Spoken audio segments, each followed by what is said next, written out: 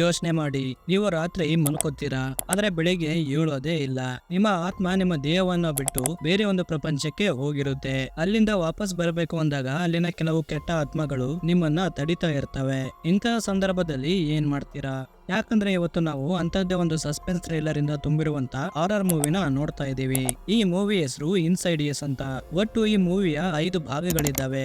ಎಲ್ಲಾ ಭಾಗಗಳನ್ನ ಎಕ್ಸ್ಪ್ಲೇನ್ ಮಾಡ್ಬೇಕು ಅಂದ್ರೆ ಕಮೆಂಟ್ ಮಾಡಿ ತಿಳಿಸಿ. ಸೊ ಜಾಸ್ತಿ ಟೈಮ್ ವೇಸ್ಟ್ ಮಾಡದೆ ಈ ಹಾರರ್ ಮೂವಿನ ಶುರು ಮಾಡೋಣ.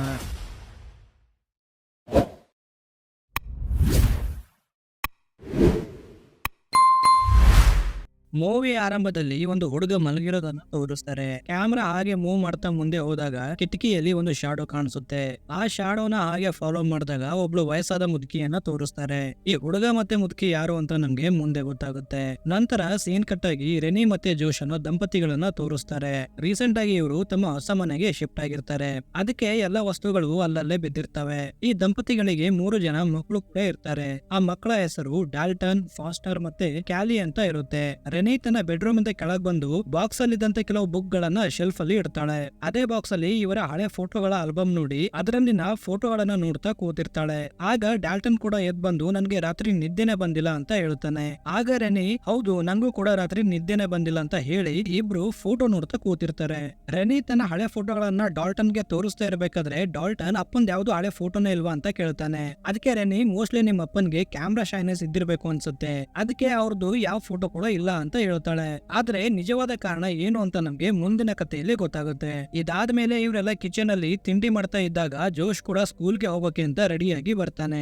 ಯಾಕಂದ್ರೆ ಜೋಶ್ ಒಬ್ಬ ಸ್ಕೂಲ್ ಟೀಚರ್ ಆಗಿರ್ತಾನೆ. ರೆನಿ ಹಾಗೆ ಹೊರಗಡೆ ಬಂದು ನೋಡಿದಾಗ ಶೆಲ್ಫ್ ಅಲ್ಲಿ ಇಟ್ಟಿದಂತ ಬುಕ್ ಗಳು ಕೆಳಗ್ ಬಿದ್ದಿರೋದ್ ನೋಡಿ ಮತ್ತೆ ಕಿಚನ್ ಗೆ ಬಂದು ಡಾಲ್ಟನ್ ಮತ್ತೆ ಫಾಸ್ಟರ್ ಗೆ ಆ ಬುಕ್ ಗಳು ಯಾರು ಕೆಳಗ್ ಬಿಸಾಕಿದೀರಾ ಅಂತ ಕೇಳ್ತಾಳೆ. ಆದ್ರೆ ಇವರಿಬ್ರು ನಾನ್ ಬಿಸಾಕಿಲ್ಲ ಅಂತ ಹೇಳ್ತಾರೆ. ಜೋಶ್ ಸ್ಕೂಲ್ಗೆ ಹೋಗ್ತಿರ್ಬೇಕಾದ್ರೆ ಮಕ್ಕಳನ್ನ ಹಾಗೆ ಸ್ಕೂಲಿಗೆ ಡ್ರಾಪ್ ಮಾಡಿ ಅಂತ ರೆನಿ ಹೇಳಿದಾಗ ಜೋಶ್ ನಾನು ತುಂಬಾನೇ ಅರ್ಜೆಂಟ್ ಅಲ್ಲಿ ಇದೀನಿ, ನೀನೇ ಡ್ರಾಪ್ ಮಾಡು ಅಂತ ಹೇಳಿ ಹೋಗ್ತಾನೆ. ರೆನಿ ತನ್ನ ಕೆಲಸಗಳೆಲ್ಲ ಮುಗಿಸಿ ಪಿಯಾನೋ ಬಾರಿಸ್ತಾ ಹಾಡ್ ಹೇಳ್ತಾ ಕೂತಿರ್ತಾಳೆ. ಆಗ ಬೇಬಿ ಮಾನಿಟರ್ ಅಲ್ಲಿ ಕ್ಯಾಲಿ ಹೇಳೋದನ್ನ ಕೇಳಿ ಮೇಲೆ ಬಂದು ಅವಳನ್ನ ತಗೋತಾಳೆ. ಆಗ ರೆನಿಗೆ ಕೆಲವು ವಿಚಿತ್ರ ಶಬ್ದಗಳು ಕೇಳಿಸ್ತವೆ. ಅದಕ್ಕೆ ಅವಳು ಕ್ಯಾಲಿನ ಮತ್ತೆ ಮಲಗಿಸಿ ಆ ಶಬ್ದಗಳನ್ನ ಫಾಲೋ ಮಾಡ್ಕೊಂಡು ಅಟಿಕ್ ರೂಮ್ ಗೆ ಹೋಗ್ತಾಳೆ. ಅಲ್ಲಿ ಕತ್ಲೆ ಇದ್ದಿರೋದ್ರಿಂದ ಏನು ಕಾಣೋದಿಲ್ಲ. ಆಗ ಲೈಟ್ ಆನ್ ಮಾಡ್ಬೇಕು ಅಂತ ಏಣಿ ನೋಡಿದಾಗ ಅದರಲ್ಲಿನ ಒಂದು ಸ್ಟೆಪ್ ಮುರಿದೋಗಿರುತ್ತೆ. ನಂತರ ರೆನಿ ಲೈಟ್ ಆನ್ ಮಾಡಿ ನೋಡಿದಾಗ ಅಲ್ಲಿ ಏನು ಇರೋದಿಲ್ಲ. ಅದಕ್ಕೆ ಮತ್ತೆ ಲೈಟ್ ಆಫ್ ಮಾಡ್ಕೊಂಡು ಕೆಳಗ್ ಬರ್ತಾಳೆ. ರಾತ್ರಿ ಆಗಿರೋದ್ರಿಂದ ಜೋಶ್ ಕೂಡ ತನ್ನ ಸ್ಕೂಲ್ ಇಂದ ಮನೆಗೆ ಬರ್ತಾನೆ. ಮನೆಯಲ್ಲಿದ್ದಂತೆ ಎಲ್ಲಾ ವಸ್ತುಗಳನ್ನ ಅರೇಂಜ್ ಮಾಡಿ ಇಟ್ಟಿದ್ ನೋಡಿ ಇದೆಲ್ಲ ನೀನ್ ಒಬ್ಳೇನ ಮಾಡಿದ್ದು ಅಂತ ಕೇಳ್ತಾನೆ. ಜೊತೆಗೆ ಜೋಶ್ ಡಾಲ್ಟನ್ ಮತ್ತೆ ಫಾಸ್ಟರ್ ಗೆ ಅಂತ ಒಂದು ಟಾಯ್ ಕೂಡ ತಂದಿರ್ತಾನೆ. ಇಲ್ಲಿ ರೆನಿ ಜೋಶ್ ಗೆ ನನ್ನ ಮ್ಯೂಸಿಕ್ ಫೈಲ್ ಕಾಣಿಸ್ತಾ ಇಲ್ಲ, ನೀವೇನಾದ್ರೂ ನೋಡಿದ್ರ ಅಂತ ಕೇಳ್ತಾಳೆ. ಈ ಕಡೆ ಡಾಲ್ಟನ್ ಜೋಶ್ ತಂದಂತ ಟಾಯ್ ನೋಡ್ತಿರ್ಬೇಕಾದ್ರೆ ಅಟಿಕ್ ನ ಬಾಗಿಲು ಆಟೋಮೆಟಿಕ್ ಆಗಿ ಓಪನ್ ಆಗುತ್ತೆ. ಇದನ್ನ ನೋಡಿ ಅಟಿಕ್ ಒಳಗೆ ಬಂದು ನೋಡಿದಾಗ ಯಾರು ಕಾಣೋದಿಲ್ಲ. ಅದಕ್ಕೆ ಲೈಟ್ ಆನ್ ಮಾಡ್ಬೇಕು ಅಂತ ಏಣಿ ಹತ್ಬೇಕಾದ್ರೆ ಕೆಳಗ್ ಬಿದ್ದು ಕಿರಿಸ್ತಾನೆ. ಈ ಶಬ್ದ ಕೇಳಿ ಜೋಶ್ ಮತ್ತೆ ರೆನಿ ಅಟಿಕ್ ಗೆ ಓಡ್ ಬರ್ತಾರೆ. ಡಾಲ್ಟನ್ ಬಿದ್ದಿರೋದ್ ನೋಡಿ ಕಾಲಿಗೆ ಏಟಾಯ್ತಂತ ಕೇಳಿ ಜೋಶ್ ಅವನನ್ನ ಕೆಳಗಡೆ ತಗೊಂಡ್ ಬರ್ತಾನೆ. ಆಗ ರೆನಿ ಹುಡುಕ್ತಿದ್ದಂತ ಮ್ಯೂಸಿಕ್ ಫೈಲ್ ನ ಬಾಕ್ಸ್ ಅಲ್ಲಿ ಇರೋದ್ ನೋಡಿ ಶಾಕ್ ಆಗ್ತಾಳೆ. ನಂತರ ಡಾಲ್ಟನ್ ನ ರೂಮ್ ಗೆ ಬಂದು ಅವನನ್ನ ಮಲಗಿಸಿ ಇವರಿಬ್ರು ಕೂಡ ಮಲಗೋಕೆ ಅಂತ ತಮ್ಮ ರೂಮ್ ಗೆ ಹೋಗ್ತಾರೆ. ಆಗ ರೆನಿ ಆ ಎಟಿಕ್ ರೂಮ್ ನ ಅವಶ್ಯಕತೆ ನಮ್ಗಿಲ್ಲ, ಅದನ್ನ ಪರ್ಮನೆಂಟ್ ಆಗಿ ಕ್ಲೋಸ್ ಮಾಡಿಸಿ ಅಂತ ಜೋಶ್ ಗೆ ಹೇಳ್ತಾಳೆ. ಮರುದಿನ ಬೆಳಿಗ್ಗೆ ಎಲ್ರು ಎದ್ದು ತಿಂಡಿ ತಿಂತ ಇರ್ಬೇಕಾದ್ರೆ ಡಾಲ್ಟನ್ ಇನ್ನು ಮಲಗಿರ್ತಾನೆ. ಆಗ ಜೋಶ್ ಬಂದು ಅವನನ್ನ ಎಬ್ಸೋಕೆ ಟ್ರೈ ಮಾಡಿದಾಗ ಡಾಲ್ಟನ್ ಹೇಳೋದೇ ಇಲ್ಲ. ಅದಕ್ಕೆ ಇಮಿಡಿಯೇಟ್ ಆಗಿ ಅವನನ್ನ ಆಸ್ಪತ್ರೆಗೆ ತಗೊಂಡು ಹೋಗ್ತಾರೆ. ಇಲ್ಲಿ ಇವರಿಗೆ ಡಾಲ್ಟನ್ ಕೋಮದಲ್ಲಿದ್ದಾನೆ ಅಂತ ಗೊತ್ತಾಗುತ್ತೆ. ಆಗ ಡಾಕ್ಟರ್ ಇನ್ನು ಕೆಲವು ಟೆಸ್ಟ್ ಗಳು ಬಾಕಿ ಇವೆ, ಅದಾದ್ಮೇಲೆ ಅವನನ್ನ ನೀವು ಮನೆಗೆ ತಗೊಂಡು ಹೋಗ್ಬೋದು ಅಂತ ಹೇಳಿ ಅಲ್ಲಿಂದ ಹೋಗ್ತಾರೆ. ಇದಾದ್ಮೇಲೆ ನಮ್ಗೆ 3 ತಿಂಗಳ ನಂತರದ ಕಥೆಯನ್ನ ತೋರಿಸ್ತಾರೆ. ಡಾಲ್ಟನ್ ಇನ್ನು ಕೋಮಾ ಸ್ಟೇಜ್ ಅಲ್ಲೇ ಇರ್ತಾನೆ. ಅದಕ್ಕೆ ಅವನನ್ನ ಮನೆಗೆ ತಂದು ಮನೆಯಲ್ಲೇ ಟ್ರೀಟ್ಮೆಂಟ್ ಕೊಡ್ತಾರೆ. ಇದಾದ್ಮೇಲೆ ರೆನಿ ಮ್ಯೂಸಿಕ್ ಪ್ಲೇ ಮಾಡ್ತಾ ಕೂತಿರ್ಬೇಕಾದ್ರೆ ಬೇಬಿ ಮಾನಿಟರಿಂಗ್ ಡಿವೈಸ್ ಅಲ್ಲಿ ಕೆಲವು ವಿಸ್ಪರಿಂಗ್ ಸೌಂಡ್ ಕೇಳಿಸುತ್ತೆ. ಅಂದ್ರೆ ಕ್ಯಾಲಿ ರೂಮ್ ಅಲ್ಲಿ ಬೇರೆ ಯಾರೋ ಇರೋ ತರ ಮತ್ತೆ ನಿಧಾನವಾಗಿ ಮಾತಾಡೋ ತರ ಕೆಲವು ಶಬ್ದಗಳು ಕೇಳಿಸುತ್ತೆ. ಆಗ ಮೇಲೆ ಬಂದು ನೋಡಿದಾಗ ಕ್ಯಾಲಿ ಹೇಳ್ತಾ ಇರ್ತಾಳೆ, ಆದ್ರೆ ರೂಮ್ ಅಲ್ಲಿ ಬೇರೆ ಯಾರು ಇರೋದಿಲ್ಲ. ಇದಾದ್ಮೇಲೆ ರೆನಿ ಫಾಸ್ಟರ್ ಜೊತೆ ಮಾತಾಡ್ಬೇಕಾದ್ರೆ ಫಾಸ್ಟರ್ ನನ್ ರೂಮ್ ಚೇಂಜ್ ಮಾಡಿ, ನಂಗೆ ಭಯ ಆಗ್ತಿದೆ ಅಂತ ಹೇಳಿದಾಗ ರೆನಿ ಏನ್ ಭಯ ಆಗ್ತಿದೆ ನಿಂಗೆ ಅಂತ ಕೇಳ್ತಾಳೆ. ಅದಕ್ಕೆ ಫಾಸ್ಟರ್ ರಾತ್ರಿ ಡಾಲ್ಟನ್ ಓಡಾಡ್ತಾ ಇರ್ತಾನೆ, ಅವನನ್ನ ನೋಡಿ ನಂಗೆ ತುಂಬಾನೇ ಭಯ ಆಗ್ತಿದೆ ಅಂತ ಹೇಳ್ತಾನೆ. ಡಾಲ್ಟನ್ ಕೋಮದಲ್ಲಿರೋದ್ರಿಂದ ಇದು ಹೇಗ್ ಸಾಧ್ಯ ಅಂತ ರೆನಿಗೆ ಅರ್ಥನೇ ಆಗಲ್ಲ. ಇದಾದ್ಮೇಲೆ ಫಾಸ್ಟರ್ ಡಾಲ್ಟನ್ ನೋಡ್ತಿರ್ಬೇಕಾದ್ರೆ ಹೆದರಿ ಬಾಗಿಲನ್ನ ಹಾಕುತ್ತಾನೆ. ಈ ಕಡೆ ರೆನಿ ಜೋಶ್ಗೆ ಎಲ್ಲಾ ವಿಷಯವನ್ನ ಹೇಳುತ್ತಾಳೆ. ಅಂದ್ರೆ ಬೇಬಿ ಮಾನಿಟರ್ ಅಲ್ಲಿ ಒಂದಕ್ಕಿಂತ ಜಾಸ್ತಿ ಶಬ್ದಗಳು ಬಂದಿದ್ದು ಮತ್ತೆ ಫಾಸ್ಟರ್ ಡಾಲ್ಟನ್ ಬಗ್ಗೆ ಹಾಗೆ ಹೇಳಿದ್ದು ಎಲ್ಲವನ್ನ ಜೋಶ್ ಹತ್ರ ಹೇಳ್ತಾಳೆ. ಆದ್ರೆ ಜೋಶ್ ಸಿಗ್ನಲ್ ಪ್ರಾಬ್ಲಮ್ ಇಂದ ಬೇಬಿ ಮಾನಿಟರ್ ಅಲ್ಲಿ ಈ ರೀತಿ ಶಬ್ದಗಳು ಕೇಳಿಸೋದು ಸರ್ವೇ ಸಾಮಾನ್ಯ. ಫಾಸ್ಟರ್ ಕೂಡ ಯಾವ್ದಾದ್ರು ಕನ್ಸ್ ಕಂಡಿರಬಹುದು ಅಂತ ಹೇಳ್ತಿರ್ಬೇಕಾದ್ರೆ ಹೊರಗಡೆ ಡೋರ್ ನಾಕ್ ಮಾಡೋ ಶಬ್ದ ಕೇಳಿಸುತ್ತೆ. ಆಗ ಜೋಶ್ ಕೆಳಗಡೆ ಬಂದು ಡೋರ್ ಓಪನ್ ಮಾಡಿ ನೋಡಿದಾಗ ಹೊರಗಡೆ ಯಾರು ಇರೋದಿಲ್ಲ. ಅದಕ್ಕೆ ಜೋಶ್ ಡೋರ್ ಕ್ಲೋಸ್ ಮಾಡಿ ಮೇಲೆ ಬರ್ತಿದ್ದಾಗ ಕ್ಯಾಲಿ ಕೂಡ ಅಳಕ್ ಶುರು ಮಾಡ್ತಾಳೆ. ರೆನಿ ಕ್ಯಾಲಿ ರೂಮ್ ಗೆ ಬಂದು ನೋಡಿದಾಗ ತೊಟ್ಟಿಲಿಂದ ಒಂದು ಫಿಗರ್ ನೋಡಿ ಕಿರ್ಚೋಕ್ ಶುರು ಮಾಡ್ತಾಳೆ. ತಕ್ಷಣ ಜೋಶ್ ಕೂಡ ಅಲ್ಲಿಗೆ ಬಂದು ನೋಡಿದಾಗ ಆ ಫಿಗರ್ ಅಲ್ಲಿಂದ ಮಾಯವಾಗಿರುತ್ತೆ. ಕೆಳಗಡೆ ಮತ್ತೆ ಡೋರ್ ಅಲಾರಂ ಸ್ಟಾರ್ಟ್ ಆಗಿರೋದ್ ನೋಡಿ ಜೋಶ್ ಕೆಳಗ್ ಬಂದು ನೋಡಿದಾಗ ಡೋರ್ ಕೂಡ ಓಪನ್ ಆಗಿರುತ್ತೆ. ನಂತರ ಜೋಶ್ ಮನೆಯೆಲ್ಲ ಹುಡುಕ್ತಾನೆ. ಆದ್ರೆ ಅವನಿಗೆ ಯಾರು ಕೂಡ ಕಾಣೋದಿಲ್ಲ. ಮರುದಿನ ಜೋಶ್ಗೆ ಸ್ಕೂಲ್ ಅಲ್ಲಿ ಟೆಸ್ಟ್ ಪೇಪರ್ ಗಳನ್ನ ಚೆಕ್ ಮಾಡೋ ಕೆಲಸ ಇದ್ದಿರೋದ್ರಿಂದ ಮನೆಗೆ ಲೇಟ್ ಆಗಿ ಬರ್ತೀನಿ ಅಂತ ರೆನಿಗೆ ಕಾಲ್ ಮಾಡಿ ಹೇಳ್ತಾನೆ. ಹೀಗೆ ಕೆಲವು ದಿನಗಳು ಕಳೀತವೆ. ಅಂದ್ರೆ ಜೋಶ್ ಕೂಡ ಇತ್ತೀಚೆಗೆ ಲೇಟ್ ಆಗಿ ಮನೆಗೆ ಬರ್ತಿರ್ತಾನೆ. ರೂಟೀನ್ ಚೆಕ್ಅಪ್ ಗೆ ಅಂತ ಒಬ್ಳು ನರ್ಸ್ ಡಾಲ್ಟನ್ ನೋಡೋಕೆ ಬಂದಾಗ ರೆನೆ ಇನ್ನು ಎಷ್ಟು ದಿನ ಬೇಕು ಡಾಲ್ಟನ್ ಗೆ ಪ್ರಜ್ಞೆ ಬರೋಕೆ ಅಂತ ಕೇಳ್ತಾಳೆ. ಅದಕ್ಕೆ ನರ್ಸ್ ಇದು ಹೇಳೋಕ್ಕಾಗಲ್ಲ, ನಾನು ತುಂಬಾ ವರ್ಷಗಳಿಂದ ಕೋಮಾದಲ್ಲಿದ್ದವ್ರನ್ನ ಎದ್ದಿರೋದು ನೋಡಿದೀನಿ, ಅದಕ್ಕೆ ನೀವು ಯಾವುದೇ ಕಾರಣಕ್ಕೂ ಹೋಗ್ ಕಳ್ಕೋಬೇಡಿ ಅಂತ ಹೇಳಿ ಅಲ್ಲಿಂದ ಹೋಗ್ತಾಳೆ. ಇದಾದ್ಮೇಲೆ ರೆನಿ ಬೆಡ್ಶೀಟ್ ಸರಿ ಮಾಡ್ತಿರ್ಬೇಕಾದ್ರೆ ಯಾರೋ ಬಂದು ಕೈ ಇಟ್ಟಿರೋ ತರ ಒಂದು ಅಂಗೈನ ಚಿತ್ರ ಇರುತ್ತೆ. ಇದು ನೋಡಿ ಇಮಿಡಿಯೇಟ್ಲಿ ಜೋಶ್ಗೆ ಕಾಲ್ ಮಾಡಿ ಮನೆಗ್ ಬರೋ ಕೇಳ್ತಾಳೆ. ಅದಕ್ಕೆ ಜೋಶ್ ಕೂಡ ಇಮಿಡಿಯೇಟ್ ಆಗಿ ಮನೆಗ್ ಬಂದಾಗ ರೆನಿ ಕೂಡ ಹೊರಗಡೆನೆ ಕೂತಿರ್ತಾಳೆ. ಆಗ ರೆನಿ ಇಷ್ಟು ವರ್ಷಗಳ ಕೆಲಸದಲ್ಲಿ ಯಾವತ್ತೂ ಲೇಟ್ ಮಾಡಿದವರಲ್ಲ, ಆದ್ರೆ ಈ ಮನೆಗ್ ಬಂದ್ಮೇಲೆ ದಿನ ಲೇಟ್ ಮಾಡೇ ಬರ್ತಿದ್ದೀರಾ ಅಂತ ಹೇಳಿದಾಗ ಜೋಶ್ ನಿಂಗೆ ಈ ಮನೆ ಹಾಂಟೆಡ್ ಅನ್ಸುತ್ತಾ ಅಂತ ಕೇಳ್ತಾನೆ. ಅದಕ್ಕೆ ರೆನಿ ಹಾಂಟೆಡ್ ಅನ್ಸೋದಲ್ಲ, ಆಕ್ಚುಲ್ ಆಗಿ ಇದು ಹಾಂಟೆಡ್ ಮನೆನೆ ಅಂತ ಹೇಳಿ ಆ ಬೆಡ್ ಶೀಟ್ ಕೊಟ್ಟು ಅಲ್ಲಿಂದ ಹೋಗ್ತಾಳೆ. ರಾತ್ರಿ ಜೋಶ್ ಕೂಡ ಹಾಲ್ ಅಲ್ಲೇ ಮಲಗಿರ್ತಾನೆ. ಈ ಕಡೆ ಡಾಲ್ಟನ್ ರೂಮ್ ಅಲ್ಲಿರೋ ಕಿಟಕಿ ಗ್ಲಾಸ್ ಮೇಲೆ ಯಾರೋ ಬಂದು ಕೈ ಇಟ್ಟಿರೋ ತರ ಮಾರ್ಕ್ ಗಳು ಬೀಳುತ್ತವೆ. ಆನ್ ಅದರ್ ಸೈಡ್ ರೆನಿ ಕೂಡ ಹೆದರಿ ಹೇಳ್ತಾಳೆ. ಆಗ ಹೊರಗಡೆ ಕಿಟಕಿ ಪಕ್ಕದಲ್ಲಿ ಯಾರೋ ಓಡಾಡೋ ತರ ನೋಡಿ ಜೋಶ್ ಅಂತ ಕೂಗ್ತಾಳೆ. ಆದ್ರೆ ಆ ವ್ಯಕ್ತಿ ಒಳಗಡೆ ಬಂದು ರೆನಿ ಹತ್ರ ಬರ್ತಿದ್ದಂಗೆ ಅವಳು ಕಿರ್ಚೋಕ್ ಶುರು ಮಾಡ್ತಾಳೆ. ಈ ಶಬ್ದ ಕೇಳಿ ಜೋಶ್ ಮೇಲೆ ಬಂದು ಏನಾಯ್ತು ಅಂತ ಕೇಳಿದಾಗ ಆ ವ್ಯಕ್ತಿ ಅಲ್ಲಿಂದ ಮಾಯವಾಗಿರ್ತಾನೆ. ರೆನಿ ತುಂಬಾನೇ ಹೆದರಿರೋದ್ರಿಂದ ಜೋಶ್ ಇವಾಗ ಏನ್ ಮಾಡೋಣ ಅಂತ ಕೇಳಿದಾಗ ರೆನಿ ಈ ಮನೆ ಚೇಂಜ್ ಮಾಡೋಣ ಅಂತ ಹೇಳ್ತಾಳೆ. ಅದಕ್ಕೆ ಮರುದಿನ ಬೇರೆ ಮನೆಗೆ ಶಿಫ್ಟ್ ಆಗ್ತಾರೆ. ಇಲ್ಲಿ ಜೋಶ್ ನ ತಾಯಿ ಲೋರೆನ್ ಅವರನ್ನ ಕೂಡ ತೋರಿಸ್ತಾರೆ. ಮಗ ಸೊಸೆ ಮನೆ ಚೇಂಜ್ ಮಾಡಿದಕ್ಕೆ ಎಲ್ಲ ಸಾಮಾನುಗಳನ್ನ ಅರೇಂಜ್ ಮಾಡೋಕೆ ಅಂತ ಬಂದಿರ್ತಾರೆ.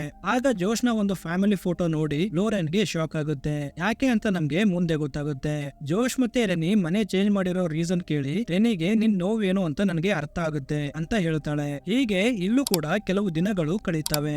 ರೆನಿ ಕಸ ಎಲ್ಲ ಡಸ್ಟ್ ಬಿನ್ ಅಲ್ಲಿ ಹಾಕಿ ಬರಬೇಕಾದ್ರೆ ಮನೆಯಲ್ಲಿ ಯಾರೋ ಇರೋ ತರ ಕಾಣಿಸುತ್ತೆ. ತಕ್ಷಣ ಒಳಗ್ ಬಂದು ನೋಡಿದಾಗ ಮತ್ತೆ ಅಲ್ಲಿ ಯಾರು ಇರೋದಿಲ್ಲ. ಈ ಮನೆಯಲ್ಲೂ ಕೂಡ ವಿಚಿತ್ರ ಘಟನೆಗಳು ನಡೆಯೋಕ್ ಶುರು ಆಗಿರುತ್ತವೆ. ಅದಕ್ಕೆ ರೆನಿ ತನ್ನ ಪ್ರೀಸ್ಟ್ ಫ್ರೆಂಡ್ ನ ಮನೆ ಕರೆಸಿ ಮಾತಾಡ್ತಾ ಇರಬೇಕಾದ್ರೆ ಜೋಶ್ ಕೂಡ ಸ್ಕೂಲ್ ಇಂದ ಮನೆಗೆ ಬರ್ತಾನೆ. ಜೋಶ್ಗೆ ತನ್ನ ಮನೆಯಲ್ಲಿ ಪ್ರೀಸ್ಟ್ ಮತ್ತೆ ತನ್ನ ತಾಯಿ ಲೋರೆನ್ ನ ನೋಡಿ ಏನು ಅರ್ಥ ಆಗೋಲ್ಲ. ಆಗ ರೆನಿ ಫೀಲ್ ಮಾಡದಂತ ಎಲ್ಲ ಸ್ಕೇರಿ ಇವೆಂಟ್ ಗಳನ್ನ ಜೋಶ್ಗೆ ಹೇಳ್ತಾಳೆ. ಆದ್ರೆ ಜೋಶ್ ಇದೆಲ್ಲ ನಂಬೋದಿಲ್ಲ.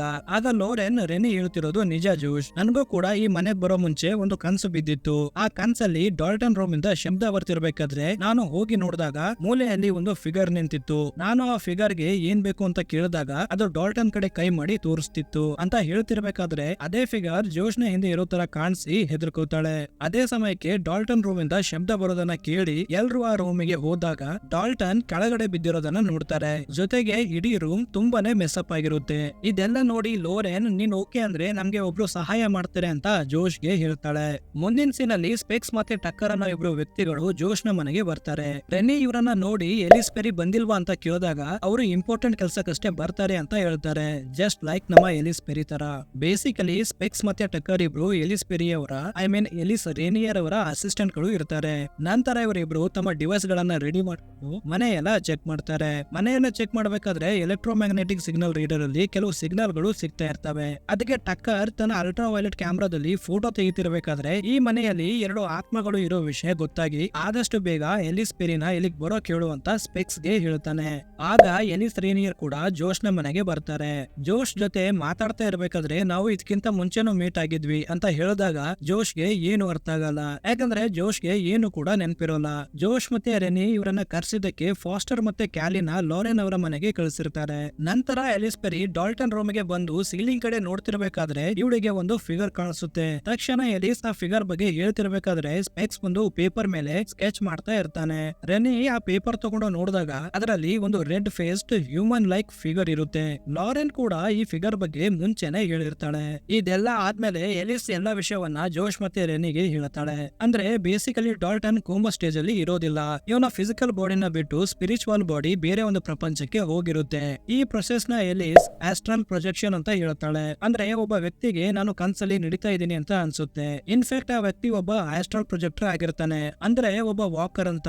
ಎಲಿಸ್ ಆ ಪ್ರಪಂಚವನ್ನ ದ ಫರ್ದರ್ ಅಂದ್ರೆ ಆತ್ಮಗಳ ಪ್ರಪಂಚ ಅಂತ ಕರೀತಾಳೆ. ಡಾಲ್ಟನ್ ಆ ಪ್ರಪಂಚದಲ್ಲಿ ಹೋಗ್ತಾ ಹೋಗ್ತಾ ತುಂಬಾನೇ ದೂರ ಹೋಗಿರ್ತಾನೆ. ಅಲ್ಲಿ ಸುತ್ತಮುತ್ತ ಕತ್ತಲೆ ಇರೋದ್ರಿಂದ ಡಾಲ್ಟನ್ ವಾಪಸ್ ಬರೋ ದಾರಿಯನ್ನ ಮರ್ತು ಅಲ್ಲೇ ಸಿಕ್ಬಿಡುತ್ತಾನೆ. ಈ ವಿಷಯ ಆ ಪ್ರಪಂಚದಲ್ಲಿರೋ ಕೆಲವು ಕೆಟ್ಟ ಆತ್ಮಗಳಿಗೆ ಗೊತ್ತಾಗಿ ಡಾಲ್ಟನ್ ನ ಫಿಸಿಕಲ್ ಬಾಡಿ ಹುಡ್ಕೊಂಡು ಇಲ್ಲಿಗೆ ಬಂದಿದ್ದಾವೆ. ಡಾಲ್ಟನ್ ಬಾಡಿನ ಪೊಜೆಸ್ ಮಾಡಿ ಮತ್ತೆ ಈ ಲೋಕದಲ್ಲಿ ಬದುಕಬೇಕು ಅನ್ನೋ ದುರಾಸೆಯಿಂದ ಒಂದು ಡಿಮನ್ ಕೂಡ ಇಲ್ಲಿಗೆ ಬಂದಿದೆ ಅಂತ ಹೇಳ್ತಾಳೆ. ಜೊತೆಗೆ ನಾವು ಡಾಲ್ಟನ್ ನ ವಾಪಸ್ ತರಬೇಕು ಅಂದ್ರೆ ನಾವು ಕೂಡ ಆ ಪ್ರಪಂಚಕ್ಕೆ ಹೋಗ್ಬೇಕು ಅಂತ ಹೇಳ್ತಾಳೆ. ಇದೆಲ್ಲ ಕೇಳಿ ಜೋಶ್ ನೀವ್ ಹೇಳ್ತಿರೋದು ಸುಳ್ಳು, ನಾನು ಇದನ್ನೆಲ್ಲ ನಂಬೋದಿಲ್ಲ, ಡಾಲ್ಟನ್ ಕೋಮದಲ್ಲೇ ಇದ್ದಾನೆ ಅಂತ ಹೇಳಿ ಎಲಿಸ್ ಮತ್ತೆ ಅವಳ ಟೀಮ್ ಅನ್ನ ಅಲ್ಲಿಂದ ಕಳಿಸ್ತಾನೆ. ಇದಾದ್ಮೇಲೆ ಜೋಶ್ ಡಾಲ್ಟನ್ ರೂಮ್ ಗೆ ಬಂದು ನೋಡಿದಾಗ ಡಾಲ್ಟನ್ ಮುಂಚೆನೆ ಬಿಡಿಸಿದಂತ ಕೆಲವು ಚಿತ್ರಗಳು ನೋಡ್ತಾನೆ. ಇಲ್ಲಿ ಡಾಲ್ಟನ್ ಬಿಡಿಸಿದಂತ ಒಂದು ರೆಡ್ ಫೇಸ್ಡ್ ಫಿಗರ್ ನ ನೋಡಿ ಶಾಕ್ ಆಯ್ತಾನೆ. ಯಾಕಂದ್ರೆ ಎಲಿಸ್ ರೇನಿಯರ್ ಕೂಡ ಆ ಫಿಗರ್ ಚಿತ್ರನೇ ಬಿಡಿಸಿರ್ತಾರೆ. ಇದೆಲ್ಲ ನೋಡಿ ಒಂದ್ಸರಿ ಎಲಿಸ್ ಪೆರಿಗೆ ಚಾನ್ಸ್ ಕೊಡೋಣ ಅಂತ ಮತ್ತೆ ಅವಳನ್ನ ಕರೀತಾರೆ. ನಂತರ ಎಲಿಸ್ ಪೆರಿ ತನ್ನ ಟೀಮ್ ಜೊತೆ ಬಂದು ಇಕ್ವಿಪ್ಮೆಂಟ್ ಎಲ್ಲ ಹಾಕೊಂಡು ಡಾಲ್ಟನ್ ಗೆ ಕಾಂಟ್ಯಾಕ್ಟ್ ಮಾಡೋಕೆ ಪ್ರಯತ್ನ ಮಾಡ್ತಾರೆ. ಆಗ ಡಾಲ್ಟನ್ ಕೂಡ ಎಲಿಸ್ ಪೆರಿ ಜೊತೆ ಮಾತಾಡ್ತಾ ಇರ್ತಾನೆ. ಈ ಮಧ್ಯೆ ಡಾಲ್ಟನ್ ನಾನು ಇರೋ ಜಾಗದಲ್ಲಿ ತುಂಬಾನೇ ಕತ್ಲಿದೆ, ನನ್ನ ಎದುರುಗಡೆ ಒಂದು ಫಿಗರ್ ಇದೆ, ಈ ಫಿಗರ್ ಮುಖದ ಮೇಲೆ ಒಂಥರ ಬೆಂಕಿ ಕೂಡ ಇದೆ, ನೀವು ನನ್ನ ಜೊತೆ ಮಾತಾಡ್ಬೇಡಿ ಯಾಕಂದ್ರೆ ಆ ಫಿಗರ್ ಗೆ ನಿಮ್ಮ ಮಾತು ಕೇಳಬಹುದು ಅಂತ ಹೇಳ್ತಾ ನಂಗೆ ಹೆಲ್ಪ್ ಮಾಡಿ ಅಂತ ಕೂಗ್ತಾನೆ. ಇದ್ರ ನಡುವೆ ಇವರು ಇಟ್ಟಂತ ಕ್ಯಾಮ್ರಾ ಕೂಡ ಫ್ಲಾಶ್ ಆಗ್ತಾ ಇರುತ್ತೆ. ನೋಡಿದ್ರೆ ಡಾಲ್ಟನ್ ಎದ್ ಬಂದು ಇವರ ಮಧ್ಯೆ ನಿಂತಿರ್ತಾನೆ. ಜೊತೆಗೆ ಕೆಲವು ಆತ್ಮಗಳು ಕೂಡ ಬಂದು ಈ 5 ಜನರನ್ನ ಹೊಡಿಯೋಕೆ ಶುರು ಮಾಡ್ತವೆ. ಆದ್ರೂ ಎಲಿಸ್ ಹೇಗೋ ಮ್ಯಾನೇಜ್ ಮಾಡಿ ಈ ಸಿಚುವೇಶನ್ ಕಂಟ್ರೋಲ್ ಮಾಡ್ತಾಳೆ. ಇದೆಲ್ಲ ಆದ್ಮೇಲೆ ಇವರು ಇಟ್ಟಂತ ಕ್ಯಾಮ್ರಾಗಳೆಲ್ಲ ಚೆಕ್ ಮಾಡಿದಾಗ ಏನು ರೆಕಾರ್ಡ್ ಆಗಿರೋಲ್ಲ. ಆದ್ರೆ ಒಂದು ಹ್ಯಾಂಡ್ ಕ್ಯಾಮ್ ಚೆಕ್ ಮಾಡಿದಾಗ ಒಂದು ಶಾಕಿಂಗ್ ವಿಡಿಯೋ ಫುಟೇಜ್ ರೆಕಾರ್ಡ್ ಆಗಿರುತ್ತೆ. ಆ ಕ್ಯಾಮ್ರಾದಲ್ಲಿ ಡಾಲ್ಟನ್ ನ ಹಿಂದೆ ಆ ರೆಡ್ ಫೇಸ್ಡ್ ಫಿಗರ್ ನಿಂತು ಇದೆಲ್ಲ ಮಾಡಿಸ್ತಿರೋದು ರೆಕಾರ್ಡ್ ಆಗಿರುತ್ತೆ. ಅಂದ್ರೆ ಆ ಫಿಗರ್ ಡಾಲ್ಟನ್ ದೇಹನ ಪೊಜೆಸ್ ಮಾಡೋಕೆ ತುಂಬಾನೇ ಹತ್ರ ಬಂದಿರುತ್ತೆ. ಎಲಿಸ್ ಡಾಲ್ಟನ್ ನ ನಿಜವಾಗ್ಲೂ ಕಾಪಾಡ್ತಾಳ ಅಂತ ತಿಳ್ಕೊಳ್ಳೋ ಮುಂಚೆ ದಯವಿಟ್ಟು ಈ ವಿಡಿಯೋನ ಲೈಕ್ ಮಾಡಿ, ಚಾನೆಲ್ ಗೆ ಸಬ್ಸ್ಕ್ರೈಬ್ ಮಾಡಿ. ಈ ಸೆಷನ್ ಮುಗಿದ್ಮೇಲೆ ಎಲಿಸ್ ಜೋಶ್ ನ ತಾಯಿ ಲೋರೆನ್ ಅವರನ್ನ ಮತ್ತೆ ಕರೆದಿರ್ತಾರೆ. ಯಾಕೆ ಅಂತ ಸ್ವಲ್ಪ ಹೊತ್ತಲ್ಲಿ ಗೊತ್ತಾಗುತ್ತೆ. ಡಾಲ್ಟನ್ ಗೆ ಈ ಒಂದು ಅಬಿಲಿಟಿ ಸಿಕ್ಕಿರೋದು ಅಂದ್ರೆ ಬೇರೆ ಒಂದು ಪ್ರಪಂಚಕ್ಕೆ ಹೋಗುವಂತ ಶಕ್ತಿ ಸಿಕ್ಕಿರೋದು ನಿನ್ನಿಂದಾನೆ ಅಂತ ಎಲಿಸ್ ಜೋಶ್ಗೆ ಹೇಳ್ತಾಳೆ. ಆದ್ರೆ ಜೋಶ್ಗೆ ಏನು ಅರ್ಥ ಆಗದೆ ಇದ್ದಾಗ ಲೋರೆನ್ ಜೋಶ್ನ ಹಳೆ ಫೋಟೋಗಳನ್ನ ತೋರಿಸ್ತಾಳೆ. ಆ ಎಲ್ಲಾ ಫೋಟೋಗಳಲ್ಲಿ ಒಂದು ಮುದುಕಿ ಜೋಶ್ನ ಸಮೀಪಕ್ಕೆ ಬರ್ತಾ ಇರ್ತಾಳೆ. ನಾನ್ ನಿಮ್ಗೆ ಮೂವಿ ಸ್ಟಾರ್ಟಿಂಗ್ ಅಲ್ಲಿ ಒಂದು ಹುಡುಗ ಮಲ್ಕೊಂಡಾಗ ಒಂದು ಮುದುಕಿ ಬಂದಿರೋದನ್ನ ತೋರಿಸ್ತಾರೆ ಅಂತ ಹೇಳಿದ್ದೆ. ಆ ಹುಡುಗ ಬೇರೆ ಯಾರು ಅಲ್ಲ, ಜೋಶೇ ಆಗಿರ್ತಾನೆ. ಜೊತೆಗೆ ಜೋಶ್ನ ಒಂದು ಫ್ಯಾಮಿಲಿ ಫೋಟೋ ನೋಡಿ ಲೋರೆನ್ ಕೂಡ ಶಾಕ್ ಆಗಿರ್ತಾಳೆ. ಬಿಕಾಸ್ ಆಫ್ ದಿಸ್ ರೀಸನ್ ಜೋಶ್ನ ಬಾಲ್ಯದ ವಯಸ್ಸಲ್ಲಿ ಪ್ರತಿಯೊಂದು ಫೋಟೋ ತೆಗಿತಿರ್ಬೇಕಾದ್ರೆ ಈ ಮುದುಕಿ ಜೋಶ್ನ ಸಮೀಪಕ್ಕೆ ಬರ್ತಾ ಇದ್ದಿರೋದ್ರಿಂದ ಲೋರೆನ್ ಆ ಫೋಟೋಗಳನ್ನ ಮುಚ್ಚಿಟ್ಟಿರ್ತಾಳೆ. ಜೊತೆಗೆ ಎಲಿಸ್ ನ ಕರೆದು ಈ ಸಮಸ್ಯೆ ಕೂಡ ಬಗೆಹರಿಸಿರ್ತಾರೆ. ಆದ್ರೆ ಸುಮಾರು ವರ್ಷಗಳ ನಂತರ ಜೋಶ್ ಮುಂಚೆ ಇದ್ದಂತ ಸಮಸ್ಯೆಯಲ್ಲಿ ಈಗ ಡಾಲ್ಟನ್ ಇರ್ತಾನೆ. ಡಾಲ್ಟನ್ ನ ಈ ಸಮಸ್ಯೆಯಿಂದ ಹೊರ ತರಬೇಕು ಅಂದ್ರೆ ಅದು ಜೋಶ್ ಇಂದ ಮಾತ್ರ ಸಾಧ್ಯ. ಯಾಕಂದ್ರೆ ಜೋಶ್ ಕೂಡ ಒಬ್ಬ ಆಸ್ಟ್ರಲ್ ಪ್ರೊಜೆಕ್ಟರ್ ಆಗಿರ್ತಾನೆ, ಅಂದ್ರೆ ಬೇರೆ ಒಂದು ಪ್ರಪಂಚಕ್ಕೆ ಹೋಗುವಂತ ವ್ಯಕ್ತಿ. ನಂತರ ಎಲಿಸ್ ಎಲ್ಲ ರೆಡಿ ಮಾಡ್ಕೊಂಡು ಜೋಶ್ನ ಆ ಪ್ರಪಂಚಕ್ಕೆ ಕಳಿಸ್ತಾರೆ. ಆದ್ರೆ ಜೋಶ್ ಇದೆಲ್ಲ ಸುಳ್ಳು ಅಂತ ಕೋಪದಲ್ಲಿ ಹೇಳ್ತಿರ್ಬೇಕಾದ್ರೆ ಆಲ್ರೆಡಿ ಇವನು ಆ ಪ್ರಪಂಚಕ್ಕೆ ಹೋಗಿರ್ತಾನೆ. ಆ ಪ್ರಪಂಚದಲ್ಲಿ ಕತ್ತಲೆ ಇರೋದ್ರಿಂದ ಒಂದು ಲೈಟ್ ಹಿಡ್ಕೊಂಡು ಡಾಲ್ಟನ್ ನ ಹುಡುಕೋಕೆ ಹೋಗ್ತಾನೆ. ಹಾಗೆ ಮುಂದೆ ಬರ್ತಿದ್ದಂಗೆ ಇವರು ಮುಂಚೆ ಇದ್ದಂತ ಮನೆಯನ್ನ ನೋಡಿ ಆ ಮನೆಯೊಳಗೆ ಹೋಗ್ತಾನೆ. ಮನೆಯೊಳಗೆ ಬಂದ್ಮೇಲೆ ಅಟಿಕ್ ರೂಮ್ ಒಳಗೆ ಬಂದು ನೋಡಿದಾಗ ಒಂದು ಕೆಂಪು ಬಾಗಿಲು ನೋಡಿ ಡಾಲ್ಟನ್ ಬಿಡಿಸಿದಂತ ಕೆಲವು ಚಿತ್ರಗಳು ಜೋಶ್ಗೆ ನೆನಪಾಗ್ತವೆ. ಆ ಬಾಗಿಲು ತೆಗೆದು ಒಳಗೆ ಹೋಗ್ಬೇಕು ಅಂದಾಗ ಮುಂಚೆ ರೆನಿ ಎದುರುಗಡೆ ಬಂದಂತ ಒಬ್ಬ ವ್ಯಕ್ತಿ ಬಂದು ಜೋಶ್ನ ತಡೆಯೋ ಪ್ರಯತ್ನ ಮಾಡ್ತಾನೆ. ಆದ್ರೂ ಜೋಶ್ ಆ ಆತ್ಮವನ್ನ ಎದುರಿಸಿ ಆ ಬಾಗಿಲು ಓಪನ್ ಮಾಡ್ಕೊಂಡು ಒಳಗ್ ಬರ್ತಾನೆ.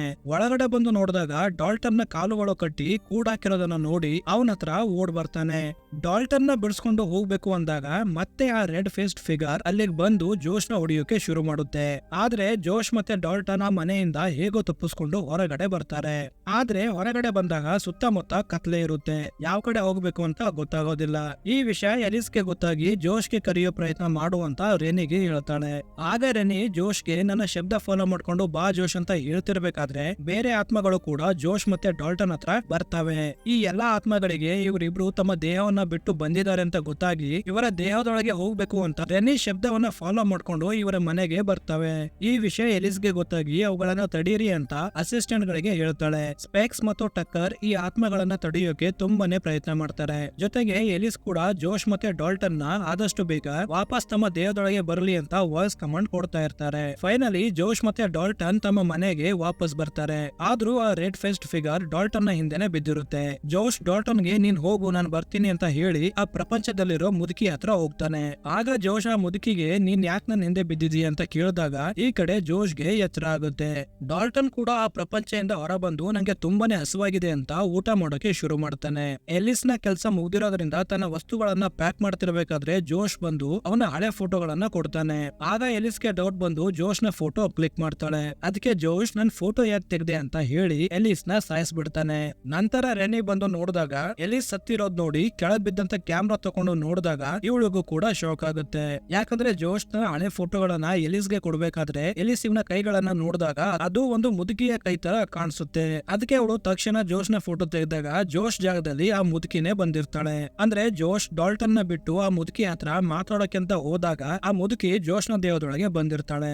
ರೆನಿ ಆ ಫೋಟೋ ನೋಡಿ ಶಾಕ್ ಆಗ್ತಿರ್ಬೇಕಾದ್ರೆ ಜೋಶ್ ಹಿಂದೆಯಿಂದ ಬಂದು ಅವಳ ಭುಜವನ್ನ ತಟ್ಟಿ ರೆನಿ ಅಂತ ಕರೀತಾನೆ. ಇಲ್ಲಿಗೆ ಈ ಮೂವಿ ಎಂಡ್ ಆಗುತ್ತೆ. ಮುಂದೆ ಜೋಶ್ ಜೊತೆ ಏನಾಗುತ್ತೆ ಅಂತ ತಿಳ್ಕೋಬೇಕು ಅಂದ್ರೆ ಈ ಎಕ್ಸ್ಪ್ಲನೇಷನ್ ವಿಡಿಯೋಗೆ ಮಿನಿಮಮ್ 100 ಲೈಕ್ಸ್ ಬರಲೇಬೇಕು. ಆಗ ಈ ಮೂವಿಯ ಎಲ್ಲಾ ಪಾರ್ಟ್ ಗಳ ಎಕ್ಸ್ಪ್ಲನೇಷನ್ ವಿಡಿಯೋಗಳನ್ನ ತಗೊಂಡ್ ಬರ್ತೀನಿ. ಸೊ ಇನ್ನೊಂದು ಇಂಟ್ರೆಸ್ಟಿಂಗ್ ಆಗಿರೋ ಮೂವಿ ಜೊತೆ ಮತ್ತೆ ಸಿಗ್ತೀನಿ. Until then keep watching Kannada Rockers.